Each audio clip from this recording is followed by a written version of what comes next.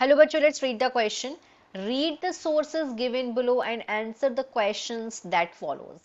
यहाँ पे हमें इस पैराग्राफ को रीड करना है. यहाँ पे 3 हमें पैराग्राफ्स दिए हैं और उनके बेस पे यहाँ पे सोर्स ए, सोर्स बी, सोर्स सी के 3 क्वेश्चंस हैं. तो पहले हम सोर्स ए, एजेंडा 21 क्या है ये?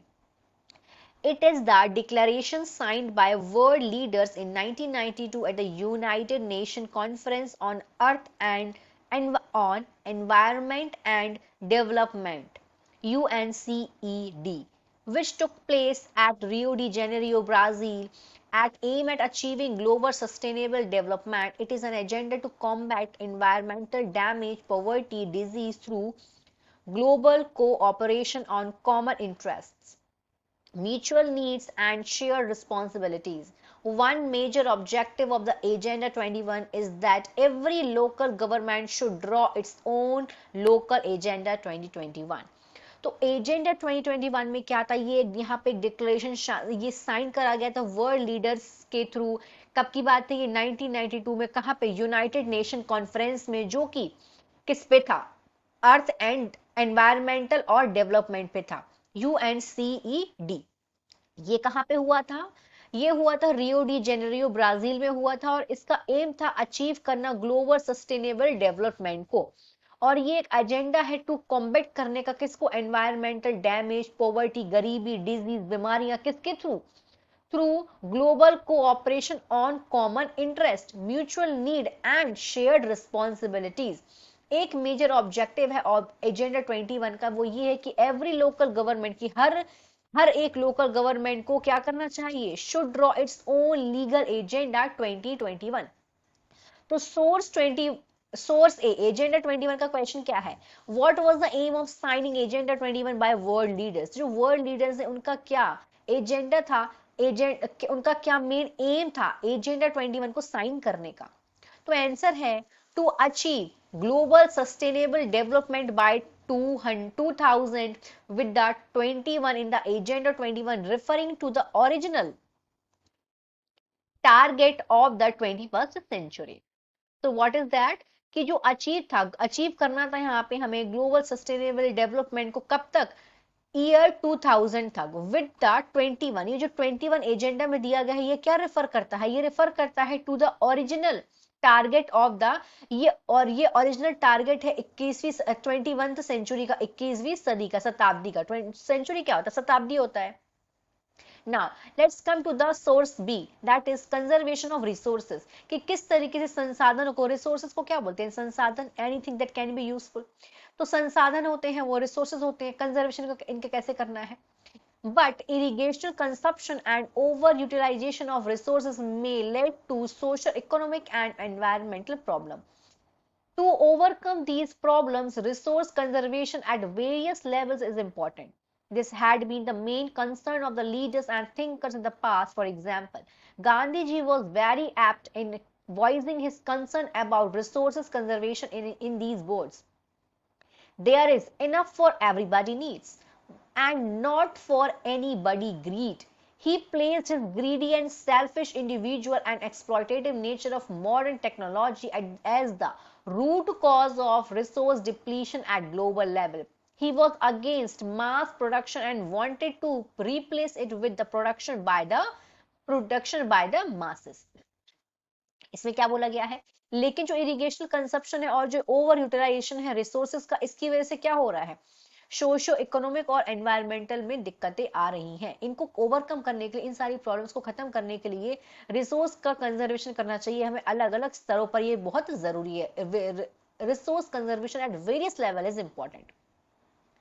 This had led the main concern of the leader and thinker.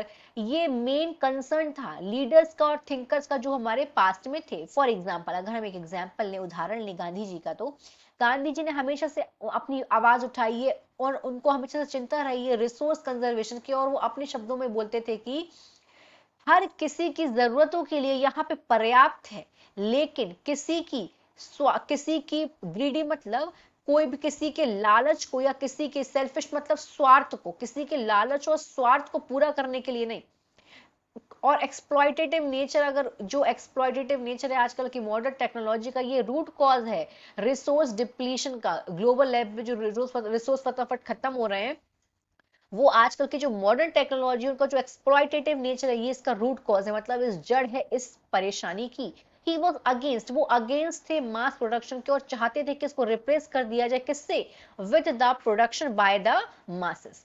तो source B, conservation of resources. What was the message of Gandhi ji about the conservation of resources to the world? Gandhi ji का क्या message था world के लिए कि conservation किस तरीके से रिसोर्सेज का किया जाए? Mahatma Gandhi was very apt voicing his concern for conservation of resources by saying, क्या कह के करते थे? There is enough for everybody need. यहाँ पे हर किसी की जरूरतों के लिए पर्याप्त है, enough मतलब पर्याप्त, and not for anybody greed, पर किसी की भी greed मतलब क्या होता है? किसी के भी लालच के लिए यहाँ पे रिसोर्सेज नहीं है। He placed the greedy and selfish individual and exploitative nature of the modern technology as the root cause for resource depletion at the global level. It is already we have discussed in our paragraph कि क्या इन्होंने क्या बोला कि जो modern technology है उनका, उसका जो एक्सप्लॉयटेटिव नेचर है, ये इस परेशानी की जड़ है। It is a root cause, ये इस परेशानी की जड़ है। किसकी परेशानी की जड़ है? रिसोर्स जो डिप्लीशन हो रहा है ग्लोबल लेवल पे, उसके लिए। अब पढ़ते हैं हम लोग source C, land use pattern in India.